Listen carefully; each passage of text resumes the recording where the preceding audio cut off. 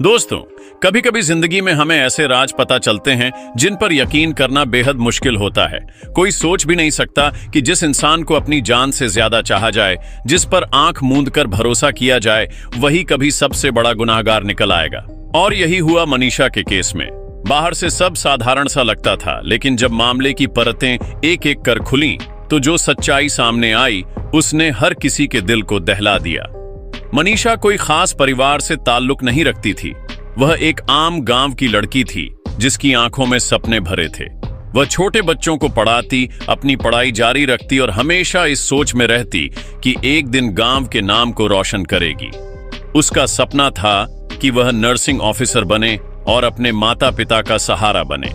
परिवार भी उस पर बेहद गर्व करता था, लेकिन किसे पता था कि उसके सपनों में किसी और की आंखों का डर और जलन शामिल हो चुका था। 11 अगस्त का दिन उसकी जिंदगी का सबसे भयावह दिन साबित हुआ। सुबह वह अपने गांव से निकली और नर्सिंग कॉलेज के लिए रवाना हुई। उसका इरादा सिर्फ इतना था कि वह फॉर्म भरे और अपने करियर की ओर कदम बढ़ाए। किसी ने सोचा भी नहीं था कि यही सफर उसकी जिंदगी का आखिरी सफर होगा। शाम तक जब वह घर नहीं लौटी तो पिता की बेचैनी बढ़ने लगी। उन्होंने गांव में इधर उधर हर जगह तलाश की, यहां तक कि कॉलेज जाकर गार्ड से मदद मांगी, लेकिन वहां से जो जवाब मिला उसने उनकी चिंता और बढ़ा दी। गार्ड ने कह दिया कि मनीषा उस दिन कॉलेज आई ही नहीं। पिताजी ने लाख गुजारिश की कि सीसीटीवी दिखाया जाए, लेकिन बहाना बनाकर कह दिया गया कि अभी स्टाफ नहीं है, इसलिए फुटेज नहीं दिखा सकते। तभी शाम को मनीषा के फोन से पिता के पास 10 सेकंड की घंटी आई और फोन बंद हो गया, मानो उसने आखिरी बार एक संकेत देने की कोशिश की हो। परिवार के हाथ पांव फूल गए और उन्होंने पुलिस से मदद मांगी, लेकिन पुलिस ने मामला बेहद हल्के में लिया। कहा कि लड़की बड़ी है, हो सकता है किसी के साथ चली गई हो। यही पुलिस की लापरवाही बीज बनकर पूरे केस के पेड़ में फैल गई। परिवार पूरी रात तलाश करता रहा, लेकिन नतीजा सिफर। अगली सुबह भी उम्मीदें टूटती चली गईं। आखिरकार दबाव बढ़ा और पुलिस ने औपचारिकता निभाने के लिए एफआईआर दर्ज की, मगर जांच का नाम पर सिर्फ कागजी काम हुआ। न फोन लोकेशन चेक हुई, न सीसीटीवी देखा गया। 2 दिन बाद अचानक खबर मिली कि सिंघानी इलाके में एक लाश मिली है।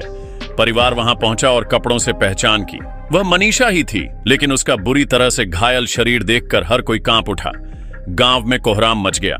हर जुबान से यही निकल रहा था कि अगर पुलिस वक्त रहते कदम उठाती तो आज मनीषा जिंदा होती। गुस्से में लोग सड़कों पर उतर आए और प्रदर्शन शुरू हो गया। पोस्टमार्टम रिपोर्ट आई तो उसमें कई गहरे जख्मों की बात कही गई, लेकिन यह भी लिखा गया कि गलत काम का कोई सबूत नहीं है। परिवार ने रिपोर्ट को झूठा करार दिया और दूसरी जांच की मांग की। दूसरी बार रिपोर्ट आई तो उसमें कहा गया कि जख्म किसी जानवर के हमले से हुए हैं। दोनों रिपोर्ट्स में इतना फर्क था कि साफ लग रहा था कहीं न कहीं दबाव है और असली कहानी छिपाई जा रही है। परिवार का मानना था कि इसमें कॉलेज का हाथ है। उनका आरोप था कि मनीषा वहीं गई थी और वहीं से सब कुछ हुआ है। लोगों ने कहा कि यह सब कोई आम शख्स नहीं कर सकता, इसमें मेडिकल नॉलेज रखने वाले लोग शामिल हैं। लेकिन धीरे धीरे जैसे जैसे दबाव बढ़ता गया, सरकार और पुलिस को कदम उठाने पड़े।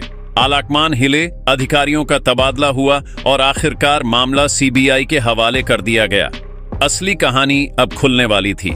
सीबीआई जब जांच में उतरी तो सबसे पहले उसने मोबाइल डाटा खंगाला। कॉल रिकॉर्ड्स, लोकेशन और बाकी तकनीकी सबूतों ने वह राज खोल दिया जिस पर पहले दिन किसी ने गौर ही नहीं किया था। मनीषा का आखिरी कॉल उस लड़के को किया गया था जिससे वह लंबे समय से जुड़ी हुई थी। ये वही लड़का था जो उसके बेहद करीब था और जिस पर परिवार तक को शक नहीं था। गांव के लोग उन्हें अच्छे दोस्तों के रूप में जानते थे, लेकिन असलियत कुछ और निकली।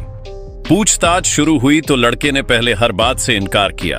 उसने कहा कि वह मनीषा से मिला ही नहीं, लेकिन जब सबूत उसके सामने रखे गए, लोकेशन मैच की गई, कॉल हिस्ट्री दिखाई गई तो उसका चेहरा उतर गया।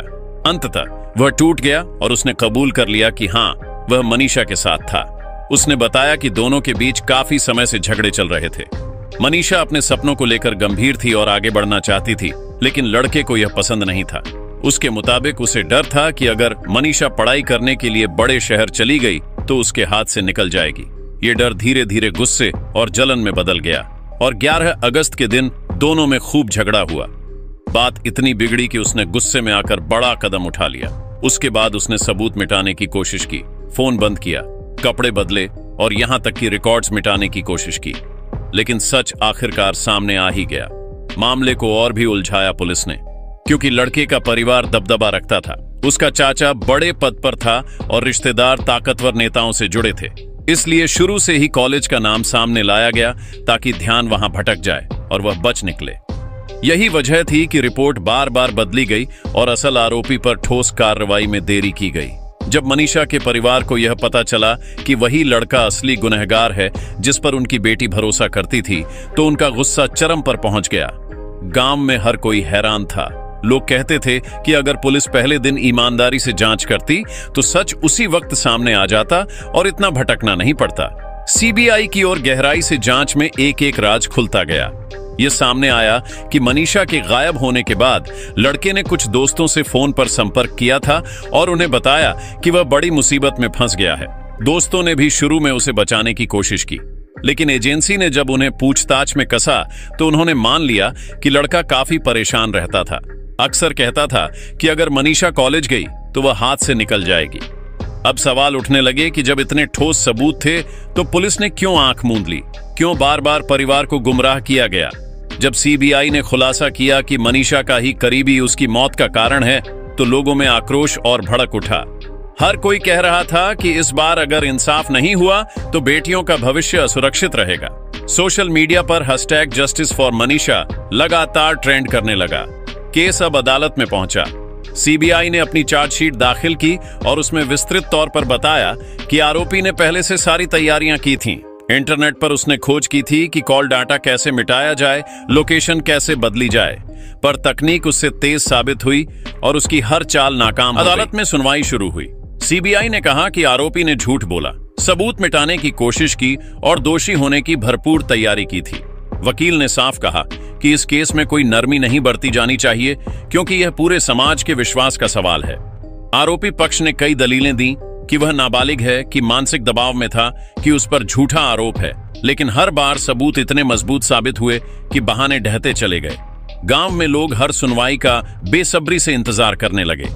हर गली, हर नुक्कड़ पर बस यही चर्चा होती कि आखिर कोर्ट कब आरोपी को सजा सुनाएगी। मनीषा का परिवार बार बार कहता कि उनकी बेटी के सपने अधूरे रह गए, लेकिन अगर इंसाफ मिल गया तो शायद उसकी आत्मा को शांति मिले। गांव के युवाओं ने तय किया कि यह केस सिर्फ एक परिवार की लड़ाई नहीं है, यह पूरे समाज की इज्जत का सवाल है। उन्होंने संगठन बना लिया और कहा कि अन्याय के खिलाफ हमेशा आवाज उठाएंगे। मनीषा की मां ने भी ठान लिया कि वे अपनी बेटी की याद को जिंदा रखेंगी। उन्होंने सोचा कि एक ट्रस्ट बनाया जाएगा ताकि गरीब लड़कियों की पढ़ाई में मदद मिल सके। आखिरकार अदालत ने कहा कि यह मामला साधारण नहीं है, पूरा देश इसकी तरफ देख रहा है। कोर्ट ने साफ कर दिया कि फैसले में देरी नहीं होगी, और यह सुनकर गांव को थोड़ी राहत मिली। लोग कहने लगे कि यह केस मिसाल बनेगा ताकि भविष्य में कोई ताकतवर इंसान कानून का मजाक न बना सके। आरोपी का परिवार हर तरफ से अलग थलग पड़ गया। पहले उनके घर में चहल पहल रहती थी, लोग उठना बैठना करते थे, लेकिन अब वहां सन्नाटा था। अदालत के फैसले का डर उन पर साफ छा गया था। दोस्तों, यह कहानी सिर्फ एक लड़की की नहीं है, यह उस भरोसे की कहानी है जो उसके सबसे करीबी इंसान ने तोड़ा। यह कहानी है उस दर्द की जो सपनों के पूरा होने से पहले ही चकनाचूर हो गया।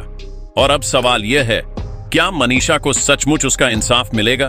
क्या अदालत इतनी सख्त सजा देगी कि पूरा समाज सबक ले, या फिर यह मामला भी उन तमाम मामलों की तरह लंबी खींचातानी में उलझ जाएगा? आपको क्या लगता है दोस्तों? क्या मनीषा के साथ जो हुआ वह सच में उतना ही है जितना सामने आया है, या कहीं और भी कोई कड़ी जुड़ी हुई है? अपनी राय हमें कमेंट में जरूर लिखकर बताइए। अगर आपको यह वीडियो पसंद आया हो तो इसे लाइक करें, शेयर करें और चैनल को सब्सक्राइब करना मत भूलें, ताकि हम और भी ऐसे जरूरी सच आपके सामने ला सकें।